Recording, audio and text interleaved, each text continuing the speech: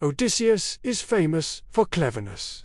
But before the Trojan War, before the cunning schemes, before the wooden horse, Odysseus is a man constrained, bound by oaths, pressured by prophecy, and obligated by alliances. He cannot act freely. Every trick he will later use is born of necessity. Intelligence in the pre-Iliad world is not luxury. It is survival within structure.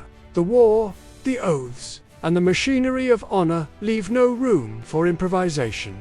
And yet, Odysseus must navigate them, bending rules without breaking them. This is the story of a man before his genius becomes legend. A man before the trick. Odysseus' story cannot begin without obligation. Before clever plans, before stratagems, before the wooden horse, he is bound by law and oath. The Oath of Tyndareus, sworn by all of Helen's suitors, does more than protect Helen.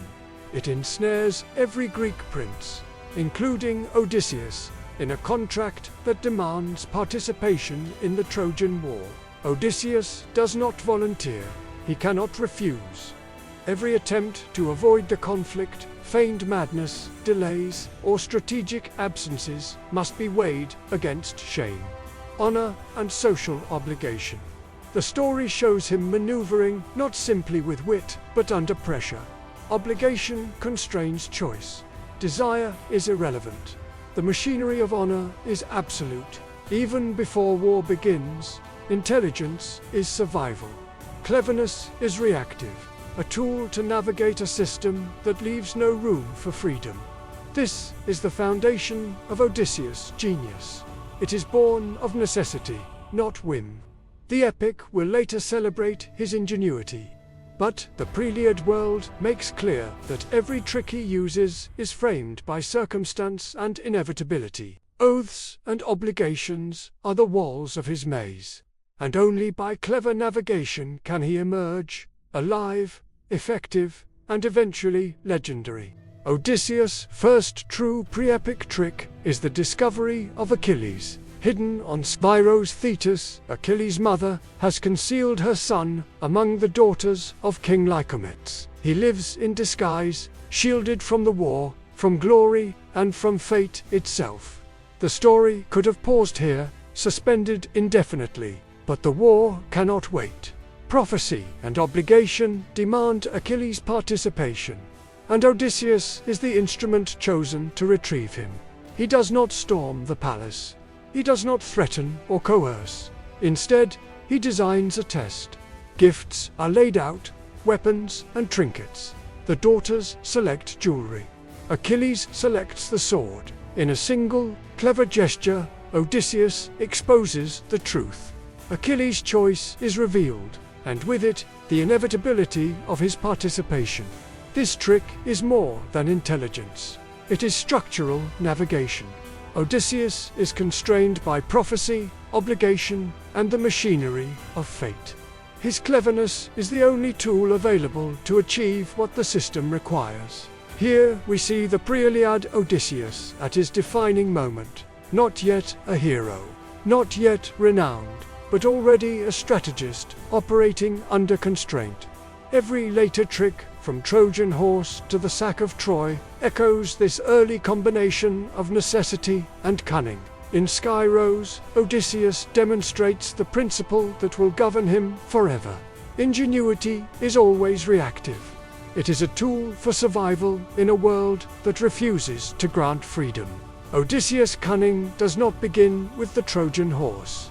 It begins in small, necessary maneuvers. Pre-epic moments that reveal the logic behind his genius. Before the first battle, he negotiates alliances, mediates disputes, and maneuvers around constraints imposed by oaths and honor. Every move is dictated not by whim, but by the machinery of obligation. He devises plans to ensure troop cohesion, resolves conflicts between princes, and positions himself to maximize leverage without breaking any rules. Every decision is a balancing act between necessity and opportunity. These early stratagems are not celebrated in epic. They are invisible groundwork. yet they shape the war as surely as any arrow or sword. The cleverness that will later dazzle in Homer's narrative is already active.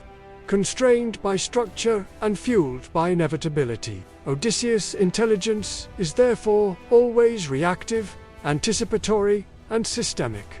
He does not invent outcomes, he navigates them. He finds the path through obligations, oaths, and divine interference.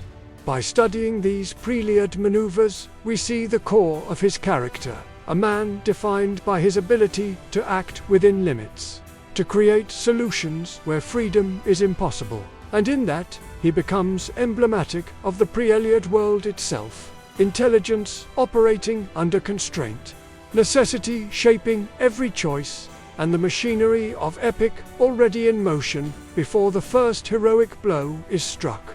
Odysseus' early tricks are more than cleverness, they are evidence of a world already in motion. Before the first arrow flies, before rage, before battle, he navigates obligations, oaths, and prophecy. His ingenuity is not freedom, it is survival within structure. This is the lesson of pre-Iliad Odysseus. Epic does not begin with heroism, it inherits consequences. The war, the oaths, the deaths, and the prophecies are already shaping events. Intelligence acts within these limits, finding solutions where no one can refuse. Every later exploit, the Trojan horse, the sack of Troy, the long voyage home, is an extension of this principle. He is legendary because he can act where others are trapped, but even his brilliance is conditioned by inevitability. The pre-Iliad narrative reframes our understanding. Cunning is necessary, but never free. Strategy exists not as invention, but as navigation of a system that does not pause. By the time Homer begins the Iliad, Odysseus has already been tested, constrained, and shaped by the machinery of war. His genius is inherited, honed by necessity, and preordained by the pre-Iliad world. And that is the lesson of Odysseus before the trick. Even intelligence is bound by inevitability. The epic inherits not just heroes, but the conditions that made them act.